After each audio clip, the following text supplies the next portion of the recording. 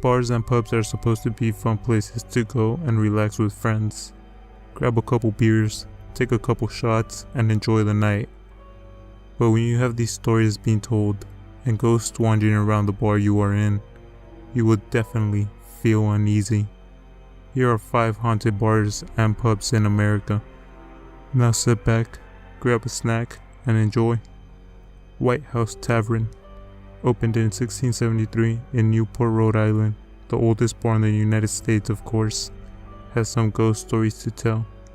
The White Horse Tavern is the oldest bar in the country, though it had other roles, like a boarding house in the early 20th century and British military quarters during the Revolutionary War. The tavern is said to give you those feelings like someone is watching you, and when people are walking through the tavern, they start getting the creeps and goosebumps. The elderly man who died here might have something to do with this. He was renting a room upstairs when he died of an unknown cause. His spirit is often seen by guests and staff in the main dining room and in the fireplace just walking around. He is also seen upstairs in the man's bathroom wearing a shabby colonial attire. An unknown entity is also seen and heard around the tavern, telling the staff to lock up when it's not time yet, and is often seen going up the stairs. But till this day, people cannot make it out to be female or male. The last ghost seen was spotted when a camera crew came in to take pictures of the tavern, and when they looked back at them, a girl was popping her head from one of the tables, and she was not there when they were taking the pictures. Tiger's Tap Room. Originally opened in 1919 in Tucson, Arizona, the Hotel Congress and Tiger's Tap Room have played host to some of history's most notorious characters. Johnny Dingler's gang stayed here, and Wyatt Erup shot and killed Frank Stillwell right across the street. But what really makes this hotel haunted is room 242, where a woman committed suicide when staying there. If you look closely inside the closet, you can still see the bullet hole. Customers also wake up to a woman standing in the corner of the bed, watching them while they sleep. People also have experienced ghosts in the middle of the hallway of the bar, just standing there. And they also see ghosts through the windows outside of the bar, just standing still as well. Staff report getting calls from rooms that people are not in, and no one should even be in those rooms. Bridge Cafe. Opened in 1794 as a grocery and porterhouse, the Bridge Cafe is one of New York's oldest bars. Through its colorful past, it has also seen a pirate haven, a brothel, and speakeasy, and today's paranormal activity reflects its notorious history.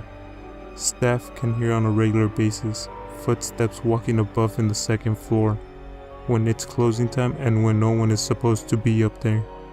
They also report the music turned on its own, when they have turned everything off and they're getting ready to go home. Guests at the bar have also reported getting a strong odor of lavender, which was a perfume that was very often used in that era. They also claim to have technology malfunction inside of the bar, but once they step out, everything goes back to normal. Sixpence Pub.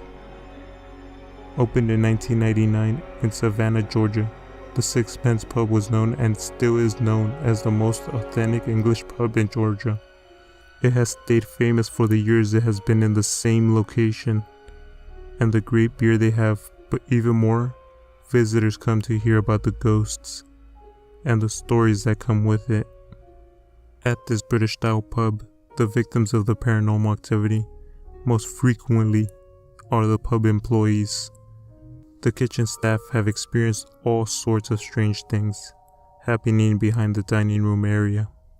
Pans and pots have been known to go flying off the countertops, as though an invisible force has taken a sweeping hand and sent them sailing to the ground. But that's not all. In one bizarre paranormal happenstance, a former manager of Sixpence watched an office chair turn in a circle and then slide across the floor untouched.